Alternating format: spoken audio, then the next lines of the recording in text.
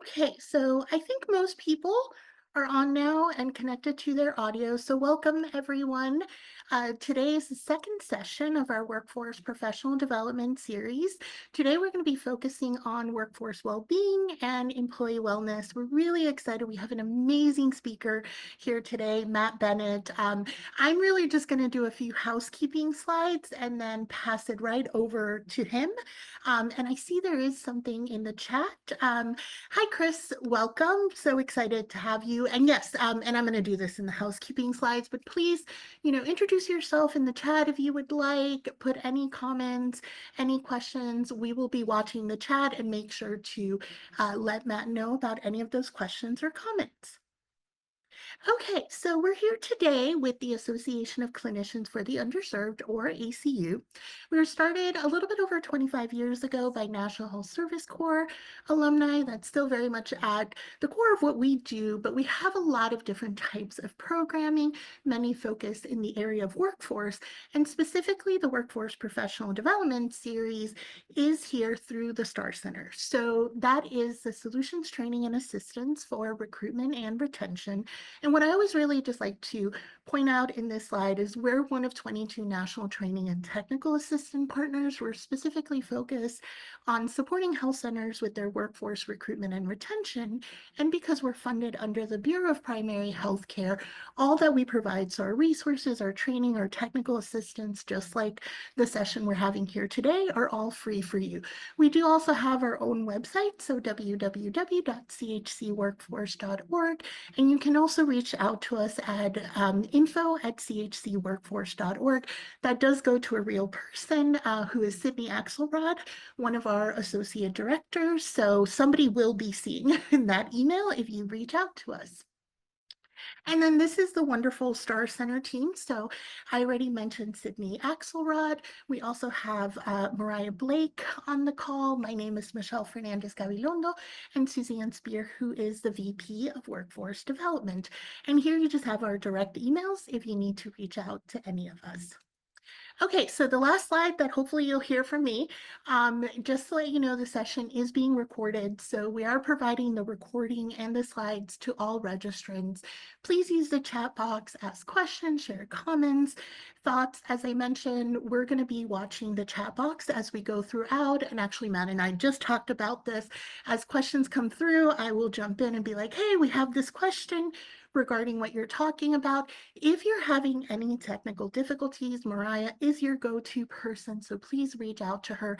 And then at the end, we have an evaluation. We'd really appreciate if you could please fill that out. It is a requirement for us, but it also helps us know, what we can do to really bring you the best type of programming. So with all that said, I am going to stop sharing and I'm going to pass it to really one of the most amazing people I know, Matt Bennett. And I know, Matt, you're going to have an excellent presentation. So I'll pass it over to you. Thank you so much, my friend. It is always an honor to work with the STAR Center and ACU.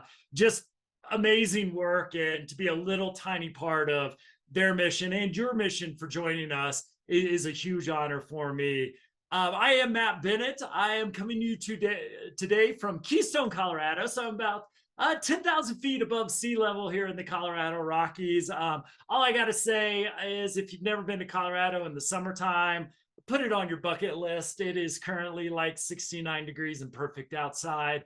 Just a spectacular privilege to be up here and to share some of my time in the Rockies with you. So I want to talk and, giving the topic of well-being, I want to approach this from a human health perspective.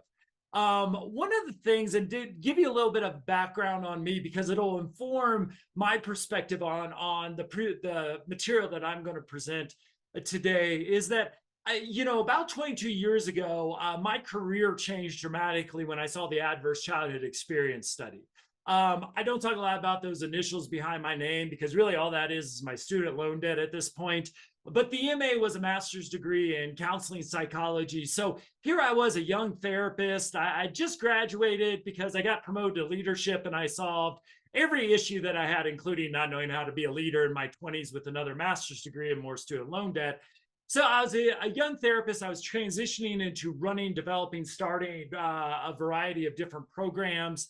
And I never really understood some of the whys behind the struggles that the people I worked with faced. I understood some of the environmental aspects there. I mean, I wasn't ignorant, but at the same time, my job kind of felt like a game of whack-a-mole, where every time we addressed one issue, another issue seemed to pop up, and it was very depressing as a therapist who saw incredible value and strength in the people that I served.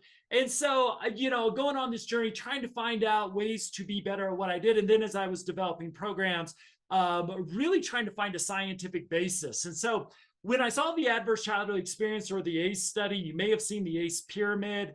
The second block of the original pyramid was a disruptive neurodevelopment.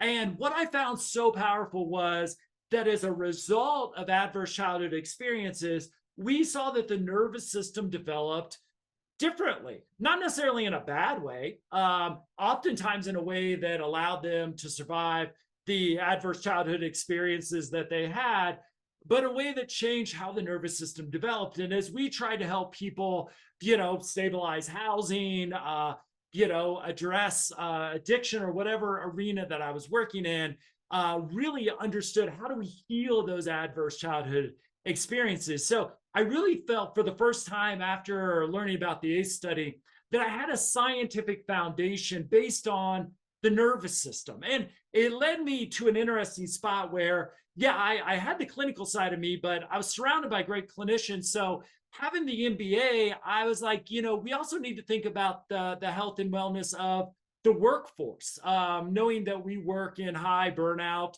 fields, healthcare usually being number one, followed by social services, education, government. Is, how do we stay healthy? How do we keep our nervous system healthy? So I started to research that literature and the leadership literature as well.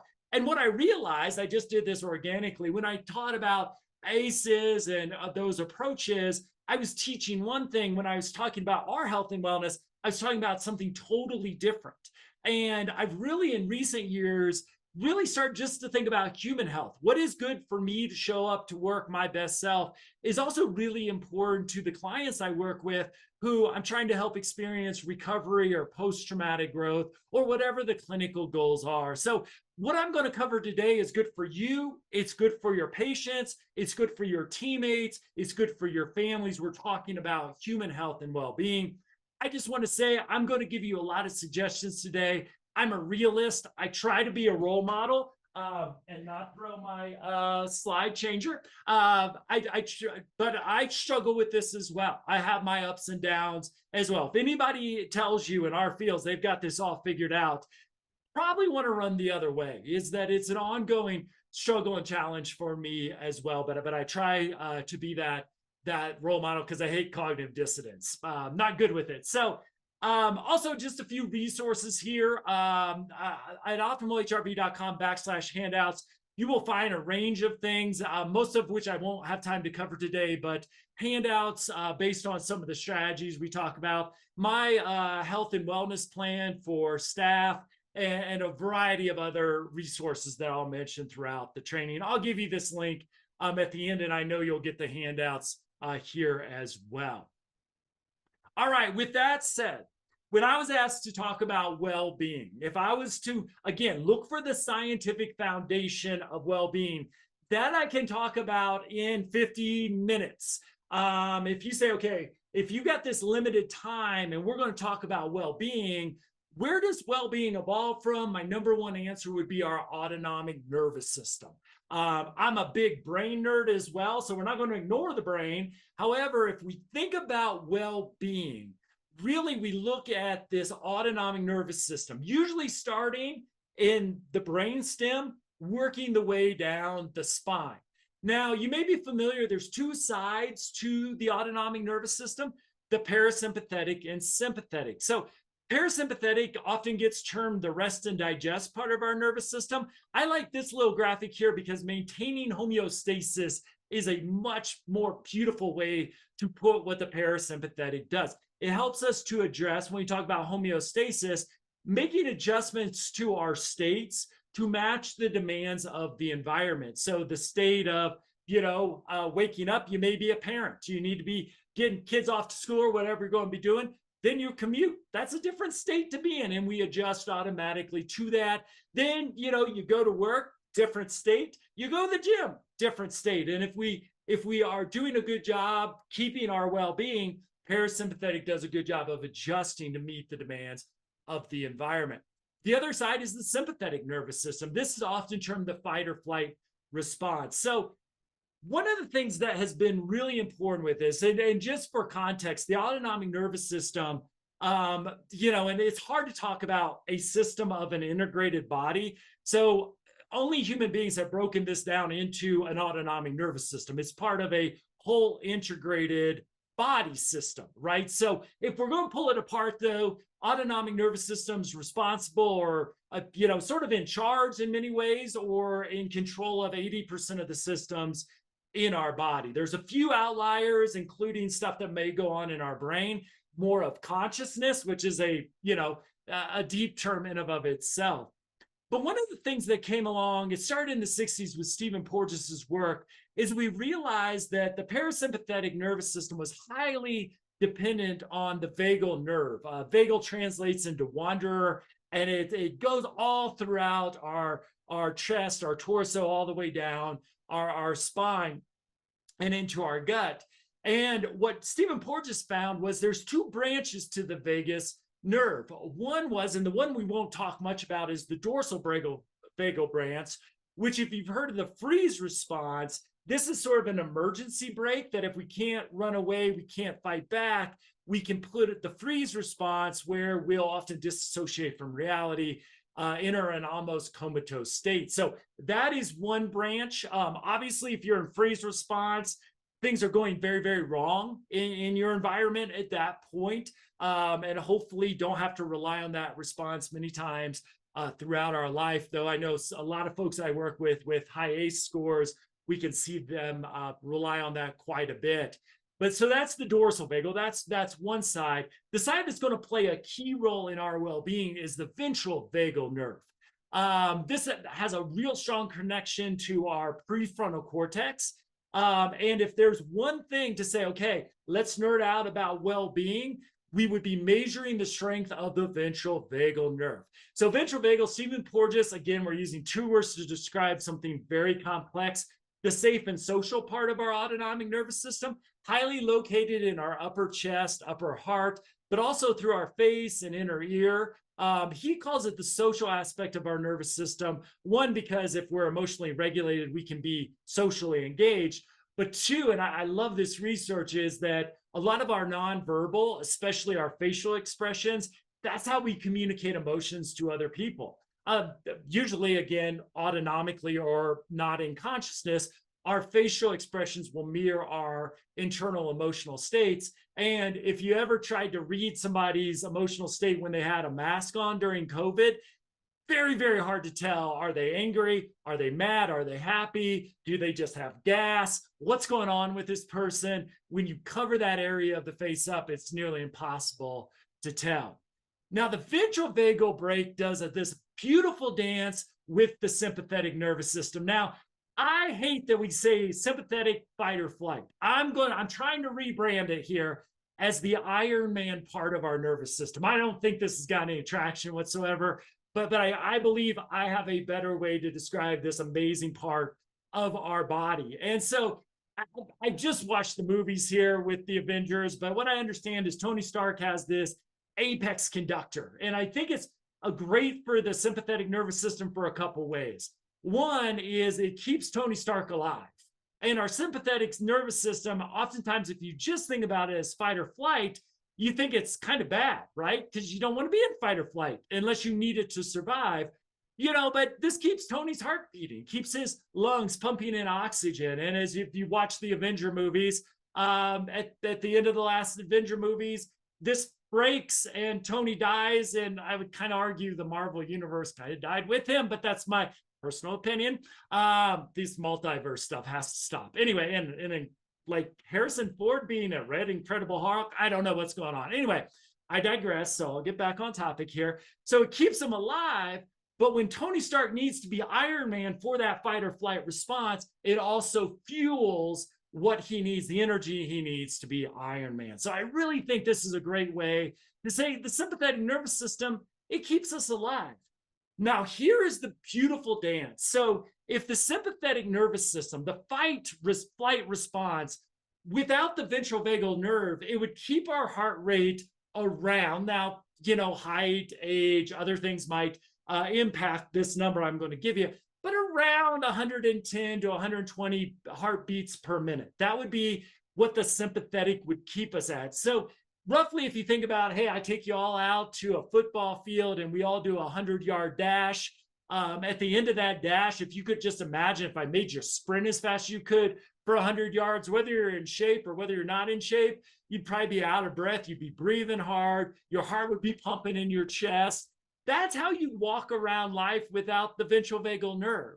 So this is where respiratory sinus arrhythmia comes in. So here's the interesting science behind this.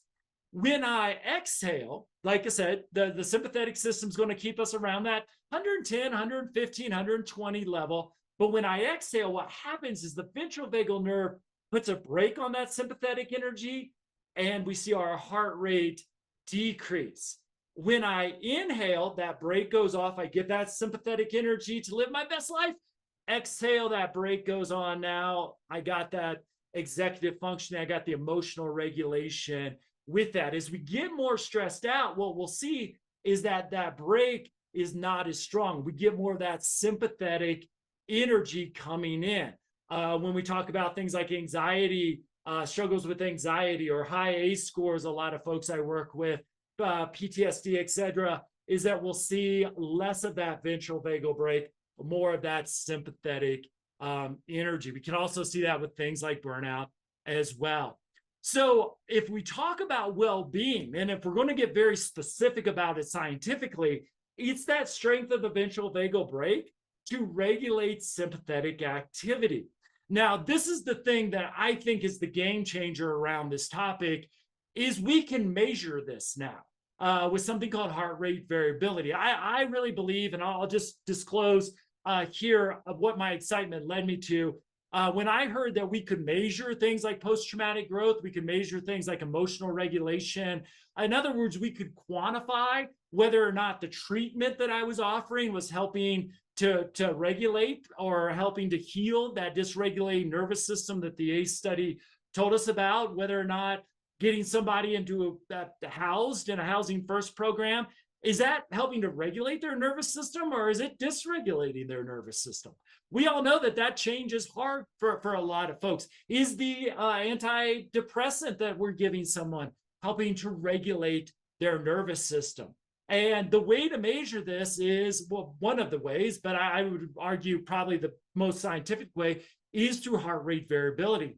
So as we do that inhale or exhale, we see heart speed up and slow down, heart rate speed up and slow down.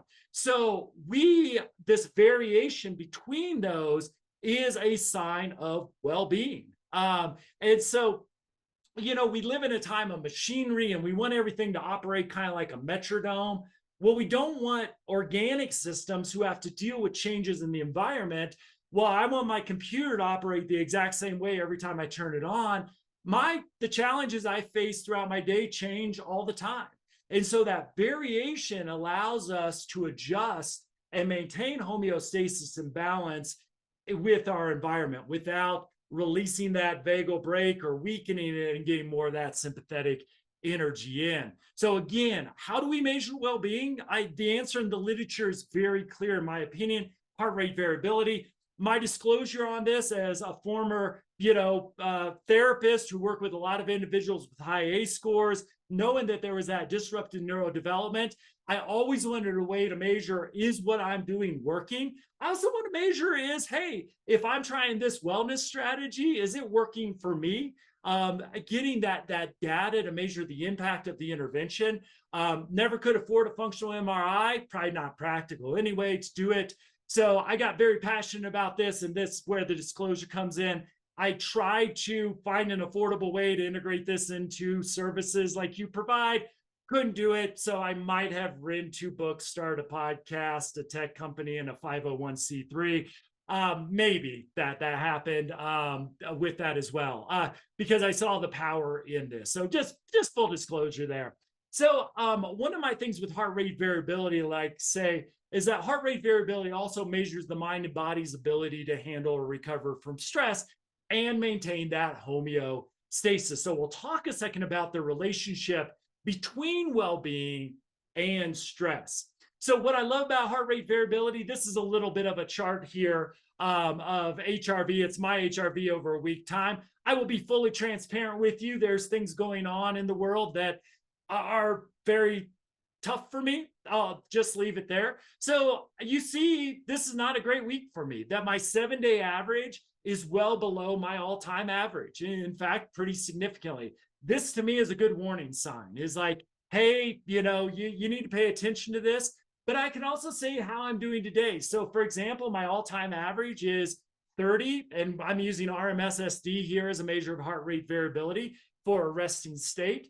So I'm significantly lower than my all-time average. I need, this is, to me, it's not like a red warning sign that I got COVID or I'm sick or I'm burning myself out because of my hard workouts or whatever. This is just a warning sign with that. You see my last week here is again that 22.08 below my all-time average. Warning sign, my last month is also below as well. I can tell you exactly why this is all here, but again, it's giving me data to say, okay, Matt, you got to pay attention to this. What are you going to do to get this back up?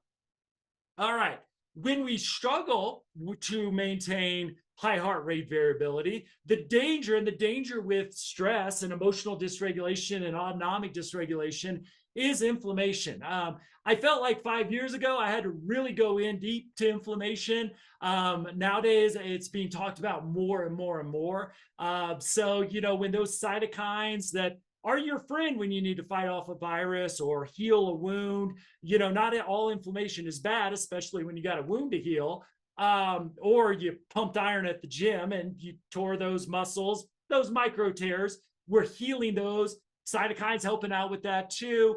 It can be good, but when we're stressed out, we release cytokines. And if it's not a physical reaction to that stress where we kind of burn those off, that's where we can get a lot of those cytokines can end up in our gut. You probably heard of leaky gut syndrome, where there's cracks in our gut wall and the shit literally seeps out into our body. I'm not a medical professional. I imagine that doesn't lead to good health outcomes. Also, our immune system is located in our gut as well. So that can open the window for disease and other things to come in. From my perspective as a mental health practitioner, one of the things that we do see is a lot of inflammation with the different parts of the brain related to different mental illnesses and just overall general health issues as well. And Matt, I just wanted to let you know, so we do have a question in the chat. So Awesome. just wanted to jump in. So Janet was asking how you measure the heart rate variability. How can anyone do that without being near medical equipment? Is there an app on your watch that you could measure that? And then I saw that Alex wrote that there may be, oh, I'm sorry, something popped up, that it can be measured by some smartwatches and monitors. Absolutely. Great question. So I'm going to give you my personal opinion here. I don't know what Apple does with heart rate variability, but if you have an Apple Watch, you can be curious about it. I get to talk to some of the world experts on my podcast. Nobody really understands what Apple's doing with it. Garmin does a really good job, and I would say Fitbit is somewhere in between the two. You might have heard of the Oura Ring. They do a good job.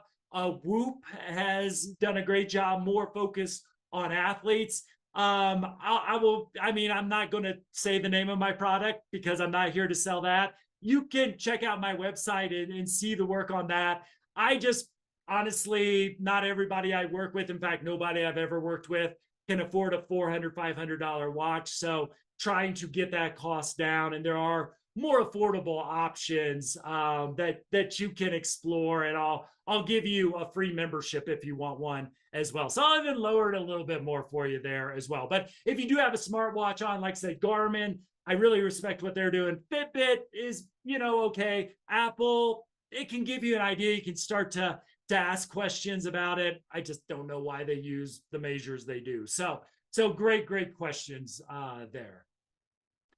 All right, so we talk about stress and wellness and or well-being, and sometimes those two things are directly related. I don't think we can remove and talk about well-being from a neurobiological level without talking about stress. And I've used this analogy for several decades now when I was trying to find ways to communicate, about how the brain handles stress, how our autonomic nervous system handle stress. And I could geek out with you about the brain and the HPA axis for another 60 minutes.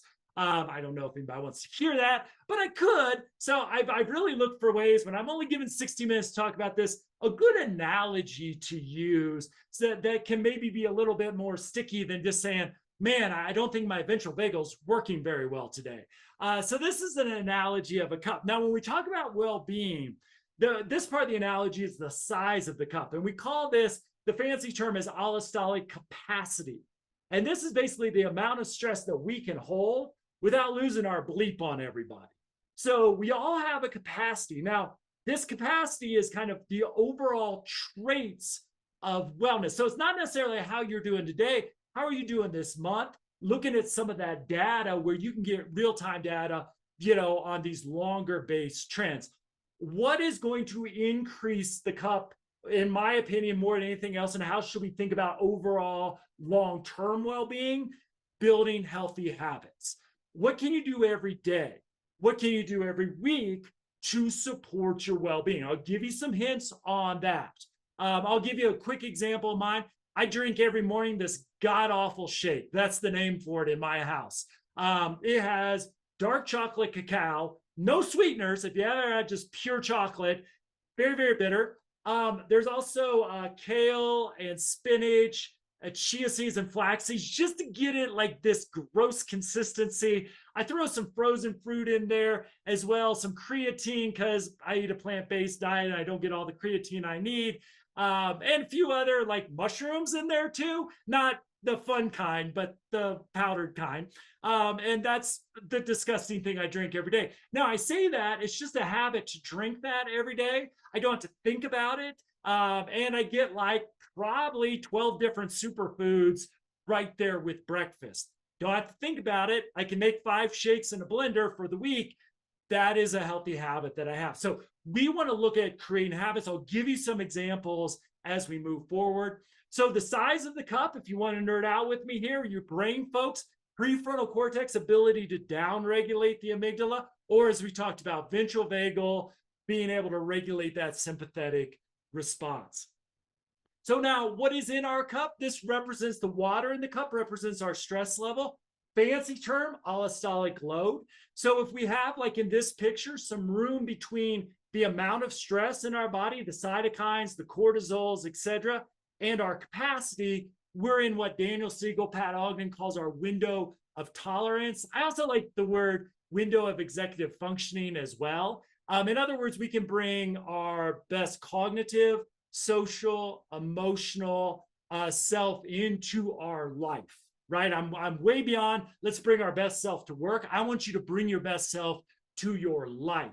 So again, what the idea is, we build that capacity up over time with habits, and then we have some short-term strategies. So when we do feel stressed out, that stress doesn't fill our cup up, we can catch it and then help regulate it. So again, we're controlling our stress response, and our stress response is not controlling us. It's not to shut off the fight or flight response, right? Because if a car swerves over to your lane in traffic, you want to get out of the way immediately. So again, that sympathetic is always going to be there if you need it. But again, if that brake is strong, when you don't need fight or flight, you're going to be in a much better cognitive, social, and emotional space. We know that 3 things can determine whether it's just a drop going into our cup or it's a fire hose. One is duration. The longer something goes on, it almost gets gunky in our cup and is sticky and harder to get out. Uncertainty, and I will just say this very objectively. When I talk to healthcare professionals around the country, uncertainty is the word they use to describe their work right now.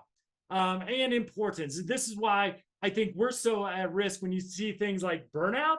Not only is our work, I just think our work is uncertain, is when we work in addiction, when we work in intimate partner violence, when we work in homelessness, we've all probably experienced tragic stories that can result from those life conditions, but we care about the people we work with. So our work is uncertain. And then, as you know, if you've been in healthcare for more than like 3 days, we work in an incredibly uncertain environment, not just now, but always. John McCain's thumb. Remember that moment? Like, what would our world look like? What would our country look like if his thumb went the other direction? So all of this, we are trying to meet the demands and the ever-changing demands of our environment. And then allosteric overload, if that we can get that cup flooded, just immense amount of stress that we can have, that duration, uncertainty, importance can overwhelm our capacity. Or if we're just holding to high levels of stress that maybe we're not overflowing, but we're just got that high level of stress for extended periods of time, can be incredibly detrimental to our autonomic nervous system functioning, our brain functioning, and obviously that's where that inflammation can just become devastating for our health and well-being. All right, I'm going to spend the second half talking about strategies here. So I'm going to try to approach this in a very a way that I hope allows you to think about not only yourself, your friends, your family, also the patients and the people that you serve as well. I want to acknowledge, and this is the problem with the wellness industry, and this was the problem with HRV that I'm trying to solve, is, if you've got 500, if you've got $1,000, Netflix has some good documentaries. If you've got any more, someone's going to take that money to help you sleep better, to help you eat differently, to get you to work out in the most efficient way possible. I'm going to err on the side of free or cheap, because I want you to think about this for the people you serve as well. Now, with only 27 minutes left, I'm going to save some time for question at the end. I may not fully give for everything to say, hey, this, that, and the other may prevent this. I will do my best to do so. But I want to understand there's a privilege to well-being, which I think is incredibly unfortunate, but I want to acknowledge that as well. So if you look at one thing that's going to impact well-being for most people more than anything else, it is sleep.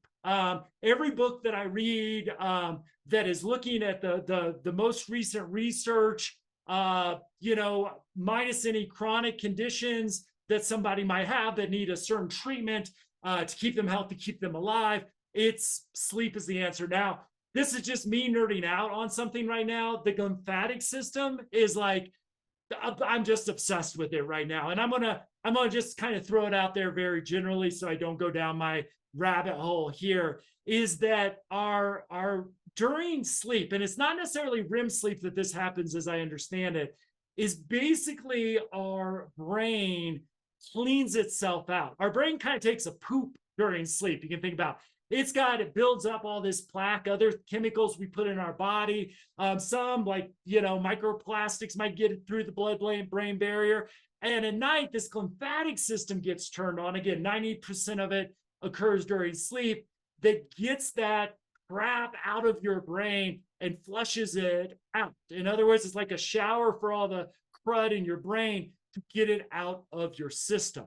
If you don't get adequate sleep, that crud stays in the system. I heard this brilliant keynote at a conference I went to lately that they're thinking that the malfunction or lack of sleep, other variables from the lymphatic system might, and I say might because there's a lot of complexity here, be the contributing factor that leads to things like Alzheimer's, maybe even dementia as well. Incredibly complex stuff we're talking about here, but there's a lot of evidence pointing this direction. Regardless, you want to get the junk out of your brain so it's ready to bring to your day the next day. lack of sleep is often compared to being drunk. You never, well, I hope not, drink a six pack before you go to work. But when they compare sleep deprived people to drunk people, the drunk people usually perform better. They do this on a closed course. They put them in cars safely, I guess. And the drunk drivers, which is not good to do. Don't get me wrong, but they often outperform the sleep deprived drivers. Here's how powerful this is. The most dangerous day to be driving in the United States is when we lose an hour due to daylight savings time. So think about that. We lose an hour of sleep between Saturday and Sunday. We get a whole nother day and night sleep to recover. That next Monday is the most dangerous day to be on the road. That's an hour of sleep, right? And we had a day to recover, and it's still the most dangerous day to be on the road. We actually, I find this fascinating. They've gotten so specific of this. If you don't get your optimal level of sleep, which for most people is 8 hours, some might need a little less, some might need a little bit more, but unless you got data to prove me otherwise, that 8 hours is usually what people are shooting for. We're going to be consuming 549, an incredibly specific number, additional calories. Now, why are we doing this? To give us the energy we didn't get from a restful night of sleep. All right, so let's set the stage for sleep. Here, I'm just going to plant the seed with you. I really encourage the clinics I work with, the health professionals I work with, if you don't do this already, have a sleep month or two during the year. Share the research with the staff, get some internal expertise, talk to this with patients as well. So I believe if we're talking well-being and overall human health, number one thing on every book that I read is sleep. What is the number one way to ensure you get the best sleep possible? The clear answer is sleep consistency. I love it because it doesn't cost a penny. This is going to bed and waking up at the same time. Now, there may be environmental things like, can you do this if you're living in a shelter or sleeping on the street? I totally understand that not all people will have total control of their schedule like this. However, if you can, sleeping and waking at the same time each day is going to promote healthy sleep. There's this new term that I learned that I love called personal jet lag. So if I adjust my sleep wake time by more than an hour one way or the other, it's like having jet lag. I'm not going to be performing at my best. My heart rate variability is probably going to drop. I'm not going to be my best cognitive, social, emotional self the next day. It may not be huge impairments, but like jet lag might be, you may just need another cup of coffee. And again, we know that that can wear off pretty quickly as well. A few other things, again, looking for things that are mostly inexpensive or free with sleep is I have these blue light blocking glasses here. I love bringing props to my training. For some reason, when I look at myself in these, I think I look like a young Bono. Like, I'm not young, nor do I look anything like Bono. And my wife thinks I'm ridiculous when I say that. These are probably $20. Honestly, with the blue light situation, there's a few things we can do for free here. One is to go outside early in the morning and get some of that natural blue light. Blue light's not bad. Some people buy glasses that block out blue light all the time. I'm like, you need blue light, and that actually sets your circadian rhythm right from the start of your day. So another free thing you can do is go outside. A second free thing you can do is dim the lights and don't put your phone right to your face when you're trying to go to sleep. They do have blue light filters on them. I haven't seen research that those are incredibly effective yet. So limiting blue light exposure at night, dimming the lights. I honestly think what we're seeing with blue light blocking glasses is a relatively cheap pair of sunglasses is going to do the same thing for you. I just think I look like Bono. So I think it's cool. Also, one of my favorites is an eye mask, especially for folks that might work like sleep without, blackout blinds are expensive. I think this costs like $9. Again, that can be a lot for people, but if you can maybe have that sleep month and buy these in bulk and help improve people's sleep quality, again, huge impact on overall health and wellness. Obviously, you can ramp this up to things like the Oura Ring. You can ramp these things up to sleep studies. I've got people who I really respect that if you want to pay them $1,000 a month, they'll do a range of assessments on you. Again, that's not the world that I live in. The next thing here is nutrition. Now, with nutrition, I want to be very clear here. We have to be careful. I got called in. I'm just going to be vulnerable with you for a second. About 6 years ago, and told my language around this was harmful. And the last thing I ever want to do, no matter what role I'm in professionally, is harm anybody. I was using the words, and I don't use these words anymore, but I'll give you an example, like obesity and diet. And I was told there's a healthy at every size movement. It's called HAES, that this HAES practitioner, she was a nutritionist, scheduled a Zoom with me, gently exposed me to what I was doing. And I've been on a journey to get my language better ever since.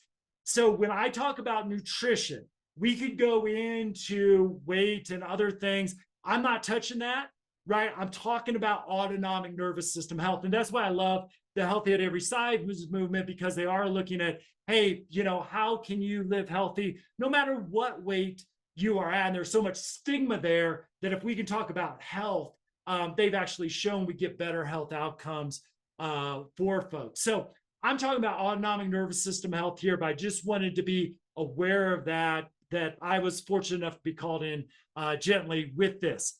And so what is free in nutrition? Not a lot. However, an eating window is free. And this is where if I, talking to folks is eating all your calories within an 8-hour window. This is something, again, that's free because you're just starting and stopping eating if you can at certain times. And usually 8 hours is the time you see most of the time in research. Two words that I don't like to use, but I'm going to say them because you may have seen them used in research, is intermittent fasting and calorie restriction. I don't like either of those words. An eating window is, I think, a much better language to describe this. One is we give our digestive system a chance to actually digest our food. We also see a huge impact on autonomic nervous system functioning with this. I love this research because it almost has tried to get shot down in every which way, and it stayed very consistent in the research for autonomic health being very good. Also for sleep quality as well. We also, and this is where it gets tricky, food deserts, etc. Inflammatory versus anti-inflammatory food. If you think about that cup and that water, if that water doesn't get out of our cup, it's going to create inflammation. And the average, how people eat in our country is a highly inflammatory diet with processed foods, sugary drinks. Alcohol is not our friend here, both for sleep, but also for inflammation here as well. So a highly inflammatory I used the D word. Highly inflammatory way of eating versus highly inflammatory stress, stress in our cup can lead to a lot of bad health outcomes. And so the anti-inflammatory food, fiber. I love fiber because we knew we needed fiber 10 years ago, 20 years ago, 30 years ago. I guarantee you we'll be talking about the health benefits of fiber tomorrow, 5 years, 50 years from now. I love the research that it's a prebiotic and feeds the gut biome in your gut. And that's a whole nother 90-minute training just to talk about the gut and how many billions of bacteria are in there. It feeds those bacteria to really support health. I like to throw kombucha or some kimchi in there every once in a while for some probiotics. But really what I see the research going is focusing on the prebiotics. So here's where I think we missed the boat is I've been so, concerned about getting people fed, but not concerned about what folks are eating. And there's a reality to this with food deserts and other things. But knowing if all you've got available in your community is the corner convenience store, how can you go in there and make healthier choices? So still doing the education piece of this, but acknowledging some of those challenges. Movement, I'm going to move through this pretty quickly, is the two things that I would encourage you to do, no matter where you're at, is resistance training and zone 2 activity. Resistance training, you don't have to go max out on bench press or anything like that, but there's some, not only is bone density an issue, so we keep that bone density strong as we get older, but I believe what we're seeing in the research is that contraction of the muscles, the bench, the curls, that drastic contraction is pumping blood through our system in a way that's atypical. And because we see things like bigger prefrontal cortex, higher intellectual performance in people that do resistance training. There's some really interesting things that come out of this. I'll give you an example of what I see in the research. Three times a week, I do buys, chest, tries, back, shoulder, legs. Hate leg day, but working all those major muscles, not maxing out, but working to failure, building the bone density, and really great for nervous system regulation. And then brain nerds love zone 2 right now. So zone 2 is walking, wheelchairing at a brisk pace where you can still have a conversation. So that's a great metric of it. You can use heart rate as well, but a great metric is, can you have a conversation? Can you breathe through your nose as you're doing these activities? So I've read now I'd say 4.5 books, because one was talking a lot about resistance training as well, on the neurological benefits of zone 2, mostly walking. Understand not every community is safe to walk in. Not every community has a high walkability score. I visit some communities, I'm like, where's the sidewalks? And they're just not there. And it is dangerous to cross the street even. So also we know with movement, if you can find something you'd love to do, like pickleball, I love to hike. That's my thing. That can be really good as well. Healthy breathing is the next thing. I'm going to be very frank with you. I'm early on my learning curve here, but it used to be just sleep, movement, and nutrition. I really think this deserves to be up there as well. One of the reasons is most of the energy we get for our bodies comes from aerobic energy. In other words, energy we get through oxygen. We also get anaerobic energy. Can get that from glucose. We can also get some ketosis energy from fat. But most of it, if you stop breathing for too long, it's not going to take you more than a few minutes and you're in a lot of trouble, right? So aerobic is that we have a whole system to process the energy that we get from oxygen. Now, we know that 50% of the US population are mouth breathers. If you want to do one thing to change somebody's health and wellness, help a mouth breather become a nose breather. Sounds incredibly simple. What are we doing when we nose breathe? We warm the air up. We kind of prepare it to have its maximum impact on our aerobic energy system. That, without going into 60 minutes worth of data, and research, we prepare it to maximize the energy that we get from it. And a lot of this is done through the nitric oxide that we get through our nose that we don't get through mouth breathing as well. The second part of healthy breathing is when I inhale, I want my stomach to extend, the chest should not move. So I was one of these people, we're chest breathers. What we know when we breathe through the chest is more activating for the sympathetic nervous system. We have less of that ventral brake.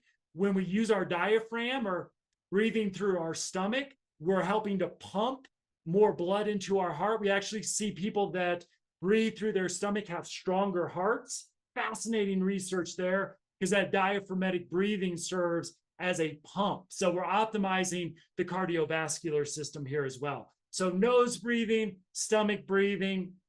How can we help people practice this? How can we practice this? Is through breath work.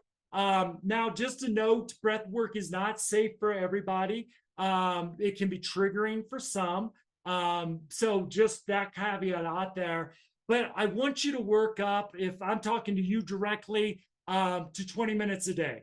If it's safe for you, if it feels like a good practice. I know 20 minutes is a lot, but I'll show you all the research to justify it. If you're not doing any breath work now, start about 2 minutes a day. Maybe add a minute every few days to work your way up. Don't you dare leave my training and try to go from 0 to 20 minutes. You will hate me and never do it again. Start just with a few minutes of practice a day. Pick something that you like. I think the best research practice I've seen is Kabat-Zinn's work on metta or loving kindness meditation. Sounds kind of woo woo, but boy, is it backed by a lot of research. Just for an example, a metta statement that I say every morning is, I offer hope and loving kindness to my patients. May my patients be happy. May they be healthy. May they be at peace. May they be free from suffering, injury, and illness. I offer hope and loving kindness to my teammates. May my teammates be happy. May they be healthy. May they be at peace. May they be free from suffering, injury, and illness. There's a lot of great guided meditations on this on Spotify, YouTube that you can access. There's some good walking meditations. It does. You turn off the audiobook or the podcast, you're really paying attention to stuff. Yoga, Tai Chi. Tai Chi is my go-to. I love my Tai Chi practice. Self-compassion activities as well. So if you're just starting on this or you're teaching it to somebody else, here are the basics. Again, we're going to do nose breathing, especially on the inhale, and the stomach extends on the inhale. So we're practicing nose breathing and diaphragmatic breathing. So if you catch yourself mouth breathing or chest breathing, breath work is a great way to get practice and to change those habits. So breathe in for 4, out for 6. So we're extending that exhale. Get a little bit more of that ventral vagal brake on it, bringing on that relaxed state. If you got it, if 5 to 5 is more comfortable for you, that's great too. The real exciting research around these breathing rates, though, is 6 breaths per minute is the best kind of estimate we have. So if I don't know anything else about you, yeah, maybe I got a 50-50 shot that 60 or 6 breaths per minute is the breath rate for you. There's now this thing called resonance frequency breathing. With a quick 14-minute assessment, you can determine which breathing rate increases heart rate variability. And that breathing rate, for example, for me, it's 4.5 breaths per minute, is what I use during my breath work. I've been doing mindfulness practice for 15 years now. I've been doing resonance frequency breathing for about 5. Mindfulness was like taking my autonomic ventral vagal to the gym, using the resonance frequencies like taking to it on steroids. So this is all the great research that we get. You become better at your job, actually. We see that when they study us, we're more empathetic, we're more compassionate, we're more attuned with people. And there's just some, again, because breath work is one of the best things we can do to regulate the autonomic nervous system. Again, physical health, immune functioning, healing, cognitive functioning, relationship satisfaction. I'm going to go really quick through this one because I want to give a minute on the next one. Social networks. Jim Rohn has a great quote here. It's not exactly aligned in research, but for our purposes, it gets you thinking. You are the average of the 5 people you spend the most time with. Behaviors, emotions are contagious. The final thing I want to throw out here is the importance of recovery, especially when it becomes performing at your best in your work, but also in your life again as well. One is the brain can only operate about 120 minutes at peak capacity. After that, if we don't take a break, our productivity, our quality drops off a cliff. So integrating breaks throughout the day and advocating for those breaks is going to allow you to be better for longer throughout the day. Also, we showed that an hour lunch break, which I never have taken in my career until recently, that if somebody takes an hour lunch break without working, they return from their lunch break with a higher or better HRV than they started their day with. So you actually enter the afternoon in a better state than you were to start your day. So I've been trying to integrate that in to my work. Also, just disconnecting from work. It's nearly impossible to recover from stress, to get that stress out of your cup and get your HRV back up if you keep exposing yourself to the stress over and over and over again. This may be not taking paid time off. This also might be working all hours of the day. And yes, checking emails is working. So if you take a vacation, but you're checking emails every day, I understand the pull. That's just working with better scenery. So when we take time off to recover, whether that's a vacation, whether that's after work, whether that's on the weekend, trying to not work during that recovery time. Like I said, when we recover, we're getting that stress out of our cup As soon as we plug into email, not every email tells you what a beautiful, wonderful person you had. So when we need to be recovering, we're actually in putting more and more stress into our system. Final thing here, I will only take a couple seconds for this, is the power of vacations. These allow us to step away from stress, again, especially if we're not working. And this is a little bit of my advocacy for our health and wellness. I hear over and over as I'm more burned out the Tuesday after vacation than I was the Friday before vacation. I hear that almost universally. When I work with leaders, I really advocate for giving people a half day when they come back from vacation just to catch up, right? They've got a week's worth of work. How much time do they need to catch up? If your supervisor doesn't let you do that, I think it's even worth considering taking a half day of your PTO time just to catch up that Monday after vacation or whenever you come back so you can be healthy moving forward. Final things here, there's my email. If you want any more information, please don't hesitate to reach out. Again, those handouts are there. We're giving away on optimalhrv.com my two recent, I call them my COVID books. On heart rate variability, more in the direct work we do. It's the book there on the right, and the heartbeat of business, looking from this from an organizational perspective. And if you email me and you ask for a free membership to whatever app I do offer, I'd be happy to give that to you as well. All right, so I'm going to shut up for the last few minutes. With that, I just want to thank you all for the work that you do. And let me be a small part of it. We are living in very uncertain times. And I just appreciate you all showing up each and every day for your patients and your communities. Thank you so much, Matt. As always, that was absolutely wonderful. I really like that idea, I just have to say, of the like half day. And I was immediately like, Mariah and Sydney, those are two people I supervise who are on this call. Really want to do that for them as well. So, because I agree with you, usually we come back and it's so overwhelming Yes. when you come back to And work. there's so much research on vacations. Mhm. A week vacation, it's about 6 months. A 2 week vacation, which, I understand it's like finding a unicorn in the wild for some people. We can measure the health benefits a year out. Mhm. Now, if we burn somebody out because of how we onboard them back from vacation, we lose those benefits. So it's a real investment. We're paying people not to work.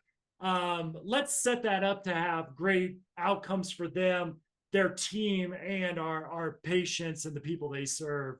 It's a logical thing that I think if we get the research, we hopefully will start looking at this differently moving forward. Exactly. And I always see the passion of when you talk about all this. I did want to say if anybody has any questions, please put them in the chat. So, Matt, I didn't see any other questions except for the one that Janet had put in, but she's also saying great information and thank you. And also for us at the STAR Center, thank you as always. Everything you shared as we see how much burnout is happening in the workforce is just so critically important. And to keep in mind as organizations to give people time to do this and really like highlight and value this. So just look to Matt's passion for why this is so important. In a moment, Mariah is going to have our evaluation pop up. So if you could please, oh, there we go. It already popped up. If you could please fill that out. We do have just 1 minute left. So I don't know if there's any last minute questions, but again, just wanted to say thank you so much, Matt. This was absolutely wonderful. Thank you, everybody. And thank you everyone for being here today.